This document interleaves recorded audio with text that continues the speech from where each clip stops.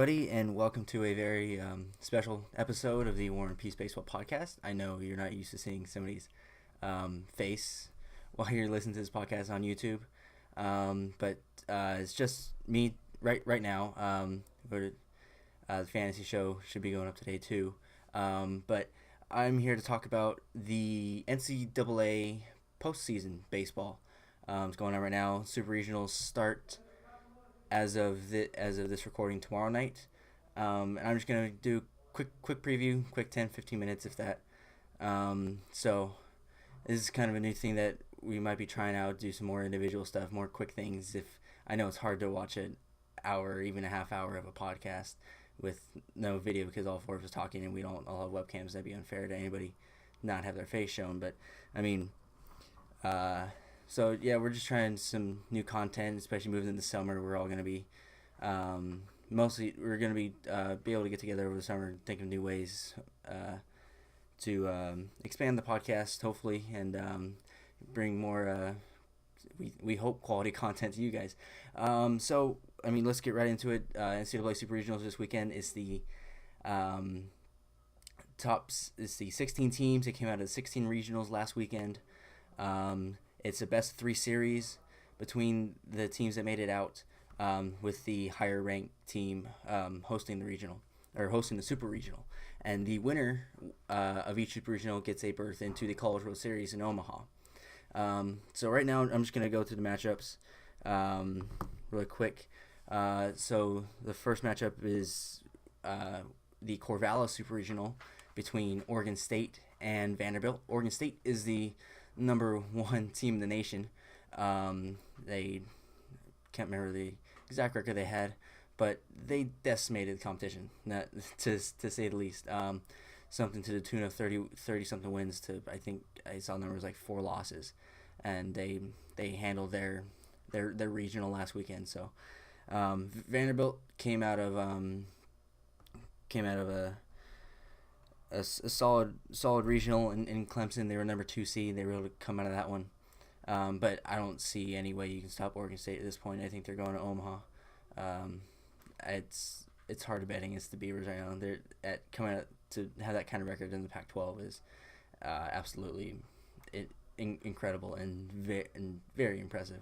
But Vanderbilt could easily put up a strong fight. I could see this thing going 3, and I could see a scenario where Vanderbilt pulls out an upset by, I mean, we've seen in the last few years Vanderbilt is a very quality baseball team, and they have some scrappy players, and they could I wouldn't be surprised if they pull it out, but I'm not expecting it. So the next one is another West Coast regional. It's a interconference super regional. Long Beach State will host the Cal State Fullerton Titans at Blair Field this weekend.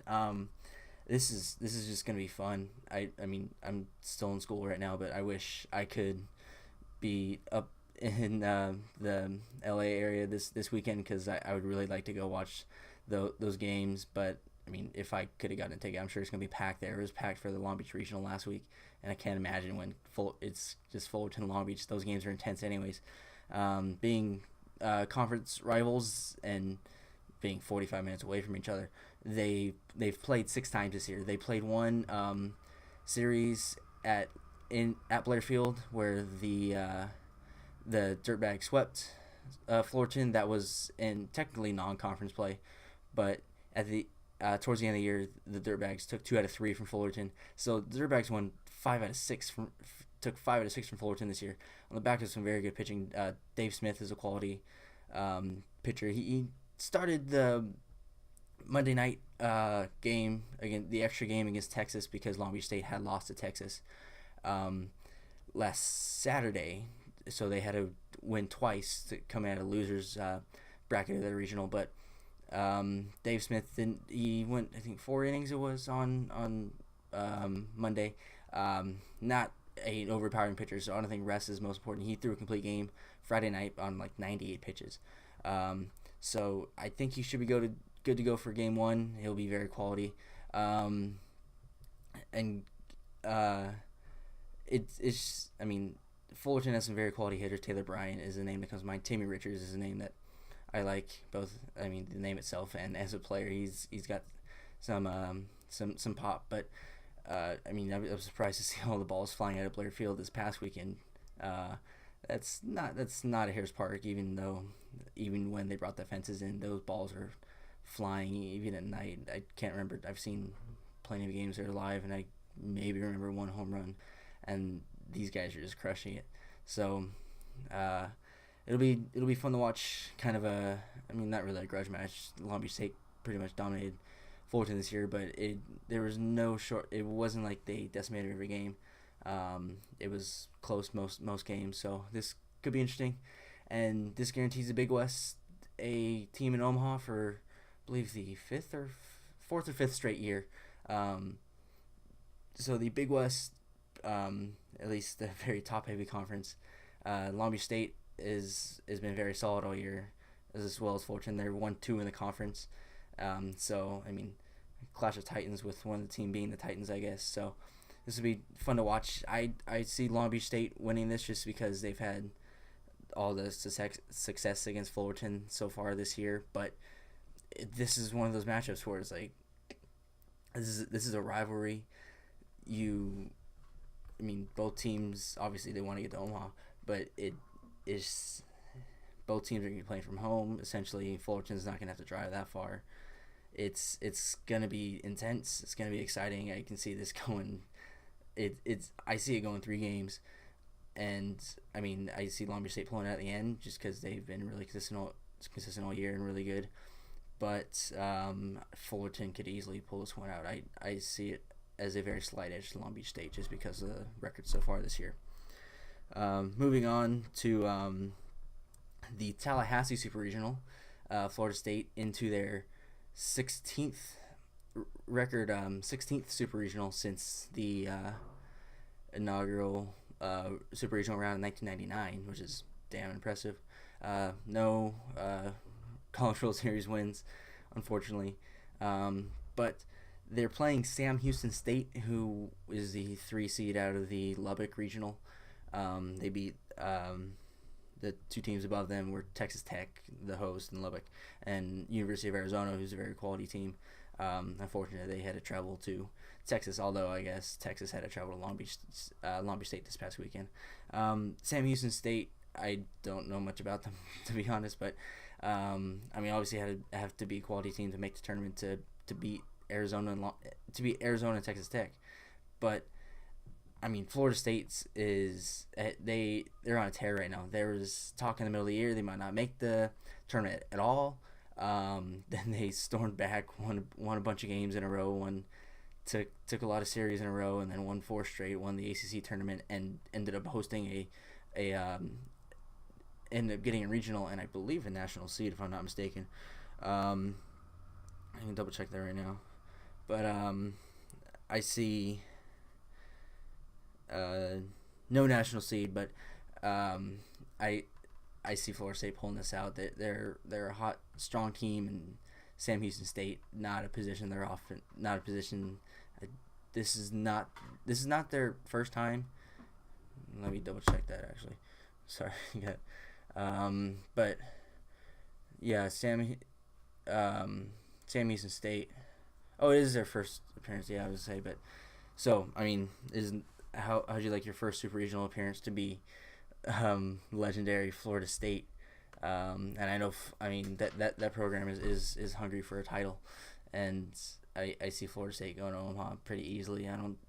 Sam Houston State would have to pull off a real miracle to beat Florida State in Tallahassee, in my opinion. Moving on, we have the Baton Rouge Regional, number 4 national seed LSU hosts Mississippi State. This LSU is a very quality team, as shown by their number 4 ranking. Mississippi State came out of the Hattiesburg Regional, in-state regional. Southern Miss was the host there. They're the 2 seed there. This is a SEC matchup. I'm trying to remember. Sorry for that.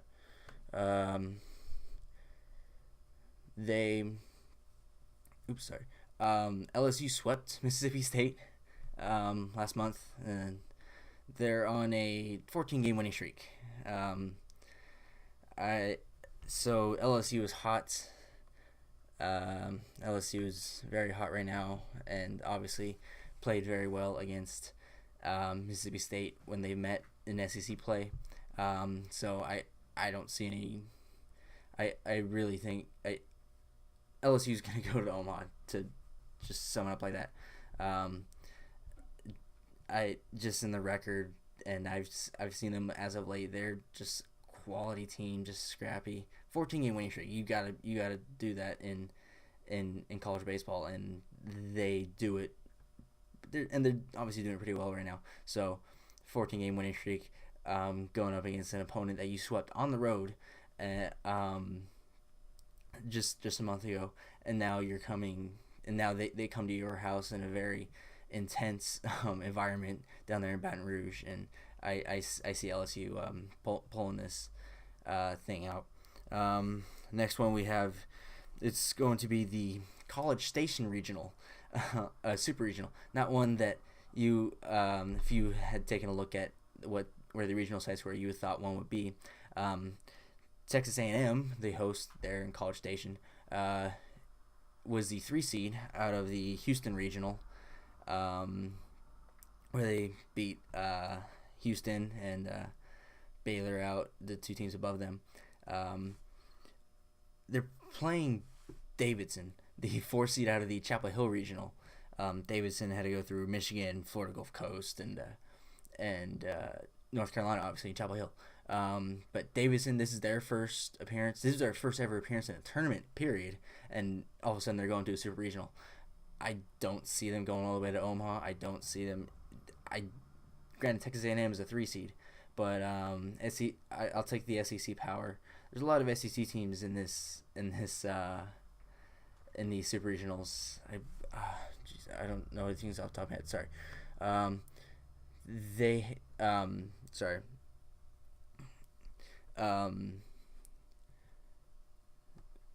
Six. Yes, 6. They worded that wrong. 6.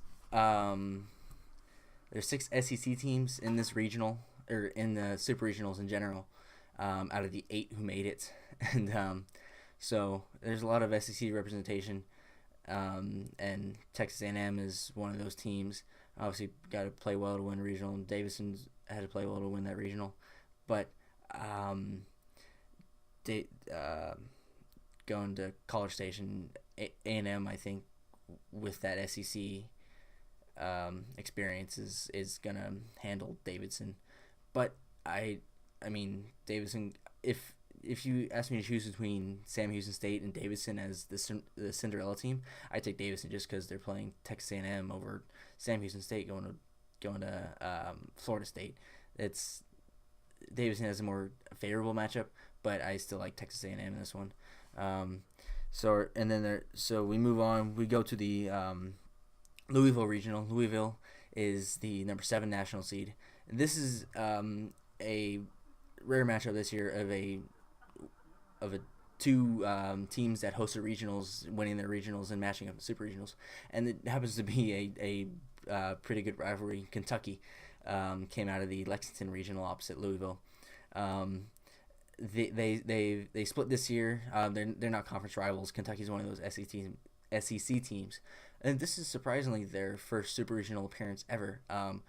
If you remember AJ Reed, he's not quite up with, or he's not playing with the Astros this year. He came up a little bit last year. He was the number one pick out of Kentucky, but I'm surprised that they haven't made a super regional, although it's only been in existence since 1999, so I don't think their program goes that deep. But it's intriguing. Kentucky had to go an extra game. They used 3 1/3 innings out of their top guy. Can't remember the name off the top of my head. But kind of like Long Beach State, they used their top guy. I don't know. Like I said, I can barely remember his name at this point, so I don't know what kind of pitcher he is. If he is a Dave Smith type pitcher who doesn't throw particularly hard, he relies on command. Dave Smith, watching him pitch, he just threw a lot of balls over the middle, and the guys just couldn't really do anything with it. They just popped him up or rolled him over. So if he's that kind of pitcher, I don't think that extra work on Monday is going to do anything to him. But if he's more of an explosive type pitcher and they had to stretch him, then that'd be cause for concern if he's going to start at all on Friday.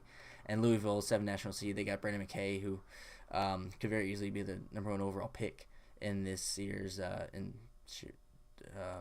it's like Tuesday or something, the MLB draft. Two-way guy. So Louisville is definitely favored in this matchup, although they did split in another rivalry being in Louisville. This could easily go 3 games, but I give Louisville the edge just based on pure talent. But Kentucky certainly had to earn their regional, and earn the win in their regional. So this is maybe next to Long Beach State and Cal State Fullerton the tightest matchup, but I give the edge to the national seed in Louisville.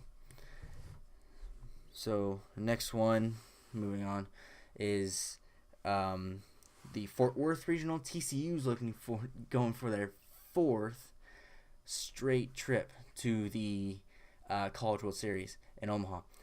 No program has done that really at all. I don't think. Not Florida State, not Cal State Fullerton, not LSU, not Texas, not any of these major programs that you see. They're going for 4 straight, and they've battled a little bit of injuries. Their first baseman is injured. Bad with names right now for some reason. Where's his name? Lucan Baker. I knew his last name was Baker. He had that weird first name, but he's down. But obviously they won the regional. They beat Virginia, Dallas Baptist, and Central Connecticut.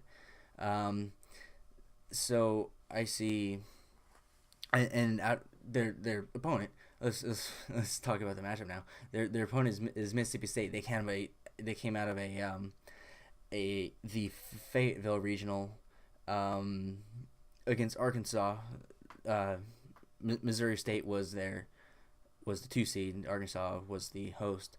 The thing about that regional was that last year Missouri State and Arkansas matched up in the super regionals. Missouri State was essentially the home team, except their facilities weren't up to par or they were under construction. They're what they say on the telecast, out of commission. So they played in Arkansas, although it was Missouri State's regional. So I didn't get a chance to watch much of that regional this year, but sounded like it was kind of a redemption for Missouri State. So they were, and they're obviously a very quality team. Made it super regionals last year, made it again this year. And TCU's obviously they've made the College World Series the past 3 years. This is another intriguing matchup. I'm not entirely familiar. I'm more familiar with like West Coast teams. Sorry, but this could be interesting. Kind of 2 very powerful teams, and I think it'll be a very intriguing one. I don't know. I want to say TCU is going to come out of this, but I mean, this is a tougher decision for me. This I kind of another one to the fold, but compared to like the Louisville Kentucky one and the Long Beach State Fullerton one, those are tight because they're rivalries. This one is tight just because just 2 very competent teams. So I think TCU is the better team, but it's hard for me to really. I don't like riding big streaks, mainly the 4 in a row, going to Omaha, but TCU lines up to do that against Missouri State. And our last super regional that we'll look at is the. Let me double check. It's the Gainesville regional. Top or number 3 national seed, Florida hosts Wake Forest. Florida, another SEC juggernaut. They sent a lot of teams to the super regionals last year. I believe 5, and Florida was the only one to make it out of there. to Omaha. Florida is primed to do that again if all the other teams don't make it. Wake Forest also, this is like the Louisville Kentucky one. Both these schools in this super regional hosted their respective regionals that they came out of. Wake Forest hosted their one in Winston-Salem. Yeah, Florida is just a beast right now. Florida is number 3 national seed, obviously. I mean, they're just good. They keep consistently having talent on their team. Wake Forest is a little bit of a new player this year in terms of like top teams, but Florida is Florida, and I see Florida getting to Omaha again, coming out of Gainesville. But again, don't quote me on any of these predictions, because in this baseball you can't be surprised by anything necessarily. So don't be surprised if Wake Forest catches fire, and especially in college baseball, you get these teams all the time. Fresno State won the College World Series in 2008. Coastal Carolina won it last year. So you can never be too sure of picks, especially in Super Regionals. It's the best of 3. We see in the majors. You see it occasionally in college baseball too. Lesser teams sometimes just take 2 out of 3 from good teams, and in this situation, that's all you need. You just need to win 2 out of 3 games, and you're on to Omaha, and then just go from there. And maybe there's extra motivation for people who haven't been there. Maybe there's extra motivation for trying to get back to set the record 4 times for TCU, for example. But it's going to be a really intense weekend. It's going to be fun. Some really intriguing matchups, some intriguing storylines. The TCU storyline, the SEC's 6 teams in there, so there's 8 regionals, 8 super regionals, 16 teams. 6 of those are SEC teams, and to my knowledge, the only SEC matchup is LSU Mississippi State. So there's a possibility that 5 out of the 8 5 out of the 8 teams that go to Omaha could be SEC teams. Now, I can't remember the picks on my top of my head right now, but I know I didn't pick Vanderbilt to go because they're playing Oregon State, but I think it'll be tough because they had a similar situation last year with only one team going. That was Florida. They're guaranteeing one team going with the LSU Mississippi State matchup, but I think they can get 2 or 3 teams in there. My matchups to watch, if you can't bring yourself to watch every single one, which is, I know is tough, and there's a lot of games going on at the same time, and to kind of spread it out, watch Louisville Kentucky matchup. That'll be interesting rivalry, and for the late games, if I'd watch Long Beach State again host Cal State Fullerton. That's just gonna be exciting, and the 2 rivalries basically just keep an eye on, and keep a side eye towards TCU to see if they can pull it out. But if you can, I'd say watch everything, because obviously we all love baseball, and college baseball is really amazing just to watch. And if you're up in the Long Beach area and you want to try and see one of those games, I highly encourage it. I hope you can get in, because I'm sure there can be plenty. There's a lot of Long Beach State fans. There was a lot at that regional last weekend, and there's gonna be plenty of Cal State Fullerton fans coming up, and obviously the super regionals too. It's gonna be just a lot more fans in general coming around, a lot more fanfare about it. But if you can, I highly encourage going, because college baseball live, I can't imagine what a super regional would be. So yeah, watch it on TV if you can't get to the game. Watch the Louisville Kentucky matchup if you can't bring yourself to watch anything else, and keep an eye on the storylines. Look at the SEC, and watch Oregon State to see how impressive they are.